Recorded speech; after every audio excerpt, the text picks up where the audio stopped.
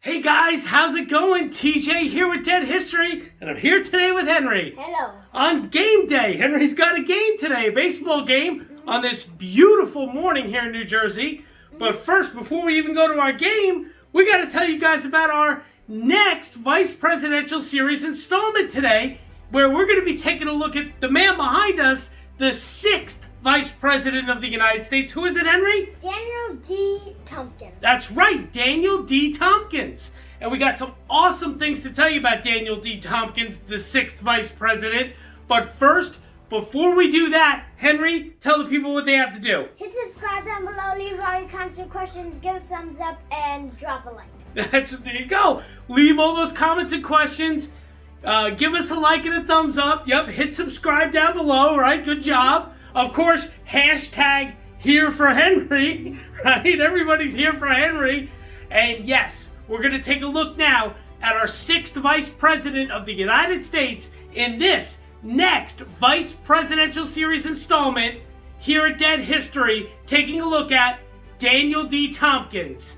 And this is Dead History. Dead History.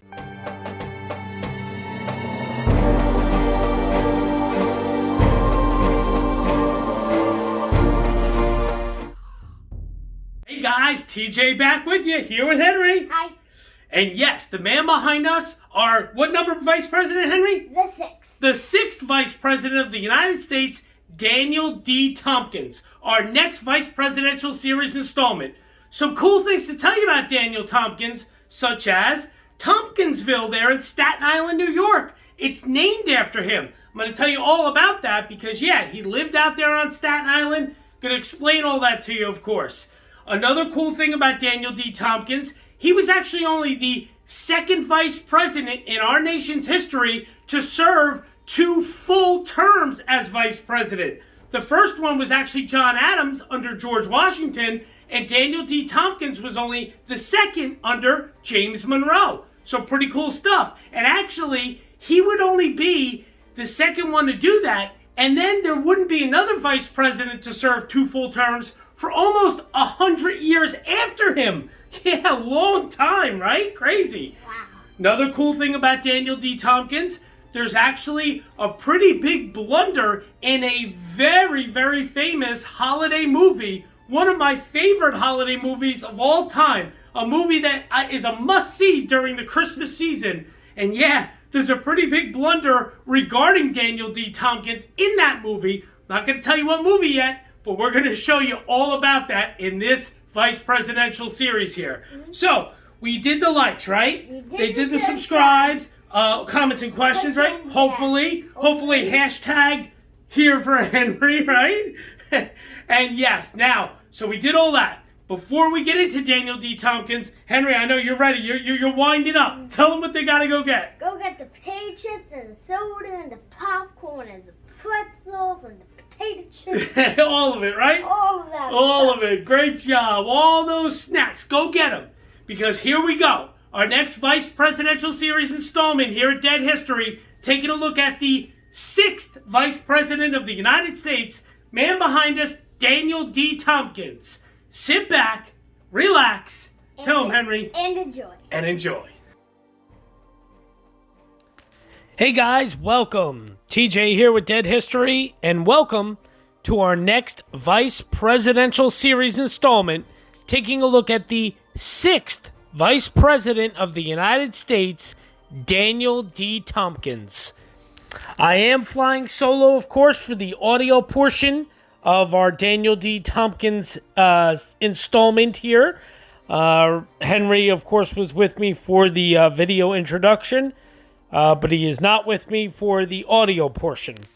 Plus, as I've told you guys many times, he's not a huge fan of the audio portion. It's a little boring for a almost 8-year-old little boy, which is understandable. So I'm going to be with you guys for the audio. Of course, we're going to do this in 2 parts. Part 1 will be kind of look at the early life and political life and early rise in politics of Tompkins.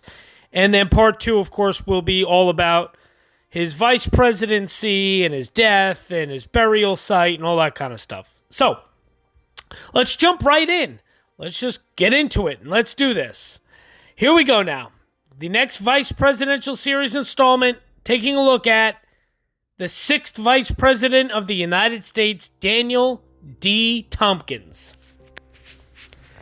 Daniel D. Tompkins was by all accounts an exceptionally handsome individual. He had a face of singular masculine beauty, one essayist noted, and a gentle, polished, and unpretentious demeanor. Tompkins' biographer discovered that almost every noted American artist of the time painted the handsome New York Republican, and the images reproduced in Raymond Irwin's study of Tompkins' career depict an attractive and obviously self-confident young politician. John Trumbull's 1809 portrait, for example, shows Tompkins as he appeared during his first term as governor of New York. A carefully dressed, poised, and seemingly contented public man, his dark hair framing an even-featured and not yet careworn face. But had Trumbull painted Tompkins in 1825, the year he retired from public life after 2 terms as vice president during James Monroe's administration, he would have captured a vastly different likeness. A decade of financial privation and heavy drinking, coupled with accusations that he had mishandled state and federal funds while serving as governor of New York during the War of 1812, had prematurely aged Tompkins. He was, at the age of 50, an embittered and tortured old man. His once promising career brought to an untimely end. There was a time when no man in the state dared compete with him for any office in the gift of the people. A contemporary reflected after Tompkins' death on June 11th of 1825, and his habits of intemperance alone prevented him from becoming President of the United States. Daniel D. Tompkins was born in Westchester County, New York, on June 21st of 1774, one of 11 children of Jonathan Griffin Tompkins and Sarah Ann Hyatt Tompkins. His parents were tenant farmers who acquired middle-class status only shortly before his birth when they purchased a farm near Scarsdale. Jonathan Griffin Tompkins joined several local resistance committees during the Revolution, serving as an adjutant in the county militia. After the war, he served several years as a town supervisor and as a delegate to the state legislature. A self-educated man, the elder Tompkins was determined to provide young Daniel with a classical education. The future vice president began his education at New York City Grammar School, later transferring to the Academy of North Salem and entering Columbia University in 1792. An exceptional scholar and gifted essayist, Tompkins graduated first in his class in 1795, intent on pursuing a political career. In 1797, he was admitted to the New York bar, and he married Hannah Minthorn, the daughter of a well-connected Republican merchant. Tompkins' father-in-law was a prominent member of the Tammany Society, a militant, unabashedly democratic political organization that would one day challenge the Clinton dynasty for control of the New York Republican Party. Also known as bucktails after the distinctive plumes worn at official and ceremonial gatherings, the Tammanites were a diverse lot. As Tompkins' biographer has noted, the society was comprised of laborers, Revolutionary War veterans who admired Republican France and hated monarchical England, more than a sprinkling of immigrants, befriended by the society, and, of course, hopeful politicians. Tompkins began his political career in 1800, canvassing his father-in-law's precinct on behalf of candidates for the state legislature who would, if elected, choose Republican electors in the forthcoming presidential contest. He was a skilled and personable campaigner, never forgetting a name or a face. By the time the election was over, he knew nearly every voter in the 7th Ward. Resourceful and energetic, he managed to circumvent New York's highly restrictive voter qualification laws by pooling resources with other young men of modest means to purchase enough property to qualify for the franchise. The engaging and tactful Tompkins never allowed politics to interfere with personal friendships, an enormous asset for a New York politician, given the proliferation of factions in the Empire State during the early 1800s. Tompkins served as a New York City delegate to the 1801 State Constitutional Convention and was elected to the New York Assembly in 1803.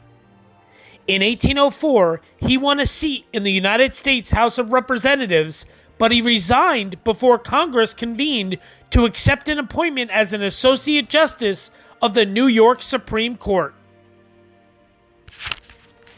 Tompkins was a popular and fair-minded jurist, well respected by members of the several factions that were struggling for control of the state Republican Party during the early 1800s. He was also a close associate of DeWitt Clinton, who supported him in the 1807 gubernatorial race in an effort to unseat Morgan Lewis. Lewis was a Livingston Republican, supported by the landed aristocracy who sided with the Livingston clan, wealthy landlords whose extensive holdings had assured them of a prominent role in New York politics. In contrast, the Clintonians stressed their candidates' humble origins. Tompkins was the farmer's boy, with not a drop of aristocratical or oligarchical blood in his veins, and won a solid victory. During his first months in office, the new governor apparently took his marching orders from Clinton, sending him advanced copies of his official addresses for review and comment. But he soon asserted his independence by supporting President Thomas Jefferson's foreign policy and backing Clinton's rival James Madison in the 1808 presidential election. Re-elected governor in 1810, DanielDTompkins was a loyal supporter of the Madison administration.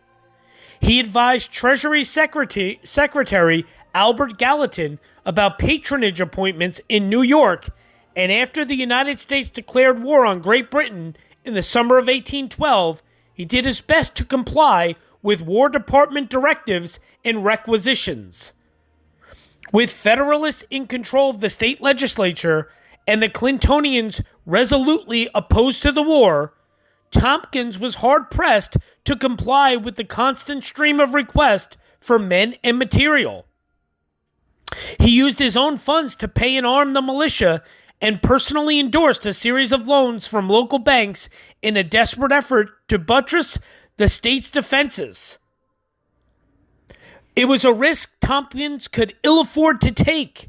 He had already made substantial contributions to the war effort and had borrowed heavily to finance several large purchases of land on Staten Island.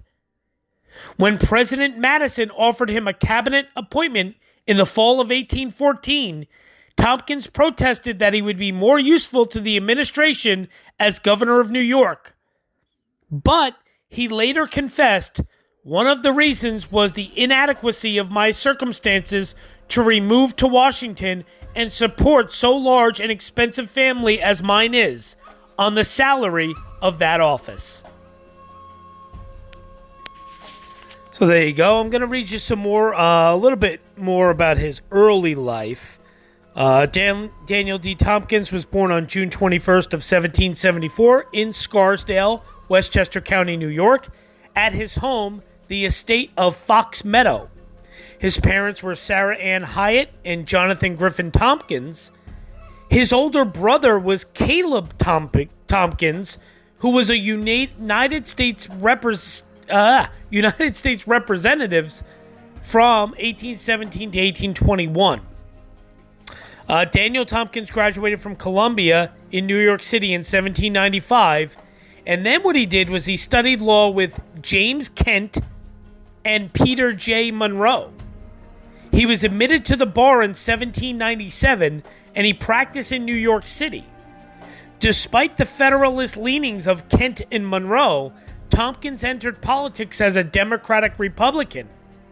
He was a delegate to the New York State Constitutional Convention in 1801 and a member of the New York State Assembly in 1804. He was elected to the 9th United States Congress, but he resigned before the beginning of the term to accept, at age 30, an appointment as Associate Justice of the New York Supreme Court, in which capacity he served from 1804 to 1807. It was actually on February 20th of 1798 when Daniel Tompkins, who was 23 at the time, married 16-year-old Hannah Minthorn, who was the daughter of Mangle Minthorn, an assistant alderman of New York City. The couple, Daniel and Hannah, had 8 children, including Arietta Minthorn Tompkins, who married a son of Smith Thompson in 1818, and Mangle Minthorn Tompkins, who was the Free Soil Party candidate for governor of New York in 1852. The Tompkinses also fostered Henry Brewerton, who was orphaned at a young age. Brewerton entered West Point in 1813, and he served as an engineer officer during the American Civil War, and he retired from the Army in 1867. The Tompkinsville section of Staten Island was named after him. In 1815, Tompkins established a settlement along the eastern shore of the island with the purchase of the Van Buskirk farm in New Brighton and property on Grimes Hill. His main residence was located on Fort Hill near Fort Palace, which burned down in 1874. Their children Hannah and Minthorn were named after their mother, and Hannah and Minthorn streets in Staten Island are named for them. Staten Island's Westervelt Avenue is named for daughter Hannah's husband. Hannah was ill in the year before her husband became vice president and did not attend his inauguration. She survived him by nearly 4 years in Tompkinsville, Staten Island. So another pretty fun little facts about him and his early life and that sort of thing. Some more things about his governor, his duties in his time as governor. He defeated the incumbent Governor Morgan Lewis. Tompkins received 35,074 votes. Lewis received 30,989. And Tompkins remained in office as governor of New York until 1817. He was reelected in 1810, defeating Jonas Platt. Tompkins received 43,094 votes, and Platt received 36,484. In 1813, he defeated Stephen Van Rensselaer. Tompkins received 43,324 votes, and Van Rensselaer received 39,718. And finally, in 1816, he beat Rufus King. Tompkins received 45,412 votes. King received 38,647. As I said before, Tompkins was supported by DeWitt Clinton in his first run for office, but Tompkins later broke with Clinton by supporting James Madison over Clinton in the 1808 presidential election. During the War of 1812, Tompkins proved to be one of the most effective war governors. He played an important role in reorganizing the state militia and promoted the formation of a standing state military force based on select conscription. He declined an appointment as U.S. Secretary of State by President James Madison in 1814 instead accepting appointment as commander of the federal military district that included New York City. Tompkins was also elected a member of the American Antiquarian Society in 1814. In 1815, Daniel Tompkins established a settlement along the eastern shore of Staten Island that came to be called Tompkinsville. He built a dock along the waterfront in the neighborhood in 1817, and he began offering daily steam ferry service between Staten Island and Manhattan. In 1816, he purchased much of the land later known as Tompkinsville from the Church of St. Andrew, but his financial troubles later led the church to foreclose. His son-in-law and daughter, Dr. John S. and Hannah Westervelt, then bought the property, which they later divided into many lots to sell off. And in 1817, Governor DanielD.Tompkins suggested that July 4th of 1827 be set as the date on which all slaves in New York State, including those who were born before the gradual Manumission Act of July 4th of 1799 and who were therefore not eligible for freedom, should still be freed. So there you go. A little bit about Daniel D. Tompkins, kind of early life, his time as governor of New York, leading all the way up to the election of 1816, and then his vice presidency, which we're going to get into in part 2. So there you go, guys. A little bit about Daniel D. Tompkins, our 6th vice president of the United States. Hope you enjoyed this part 1. Stay tuned. There will be a little bit of bonus footage here in part 1. I'm going to save the grave, of course, and another bit of bonus footage for part 2. But you'll see a couple things of bonus footage here in part 1. And that'll be it. So I hope you enjoyed this. Part 1 look at our 6th Vice President of the United States, Daniel D. Tompkins. And stay tuned for tomorrow for the conclusion as we take a look at the election of 1816 and then, of course, the Vice Presidency of Daniel D. Tompkins, what he did, what his legacy is and was, and basically, how he died and where he died, and, of course, where he's buried. And we're going to visit his grave site there in New York City. So stay tuned for that. Thanks, guys. Thank you for all the support. Thank you for all you guys do. Really appreciate it.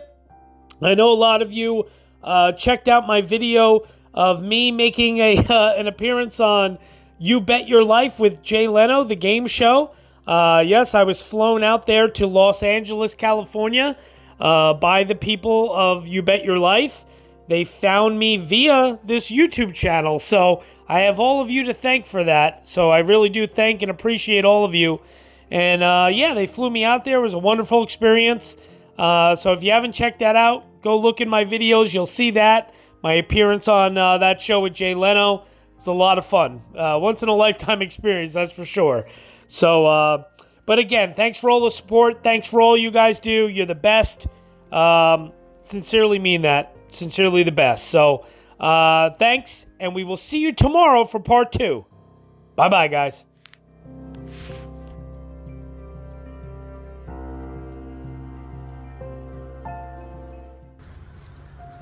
Hey guys, TJ here with Dead History, and I am actually in Scarsdale, New York.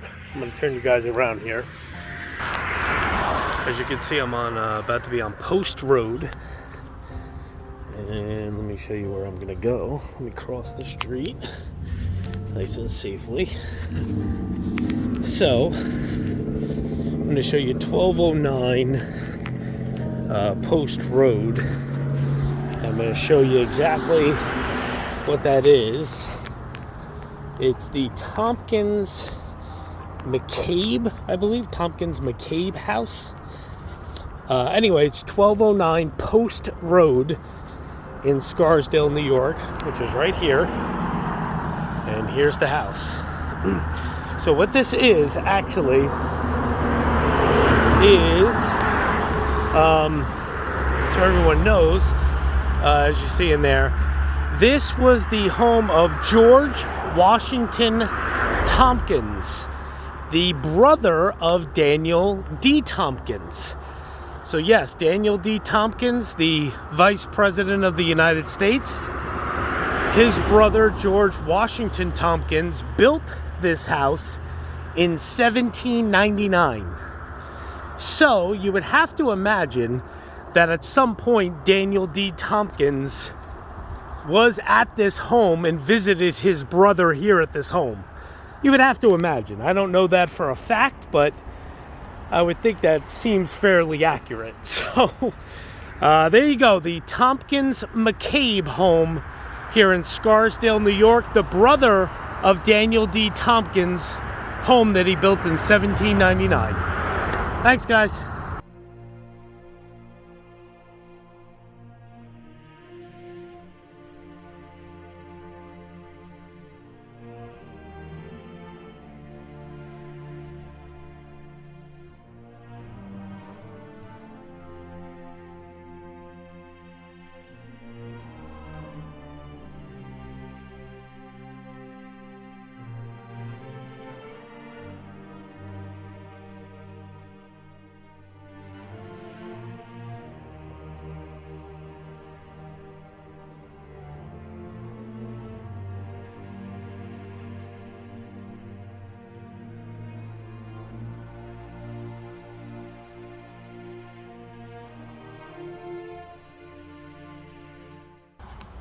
Hey guys, TJ here with Dead History, and I'm here in Scarsdale, New York, and I'll turn you guys around, show you guys where I'm at. So, as you can see, I'm on Tompkins Road, obviously very appropriately named, because here is the not-so birthplace of Daniel D. Tompkins, the Vice President. As you see, it says, near this spot was born June 21st of 1774, Daniel D. Tompkins, Governor of the State of New York and Vice President of the United States. Then on the bottom it says, the other plaque, the brown plaque says, this monument was given by the Westchester County Historical Society to Daniel D. Tompkins Lodge. Pretty much all it says, so. But here you go. So somewhere near this spot, it's not exact. There's an old church there on the corner, but somewhere near this spot is where Daniel D. Tompkins, the 6th Vice President of the United States, was born here in Scarsdale, New York. So there you go, guys. Thanks so much.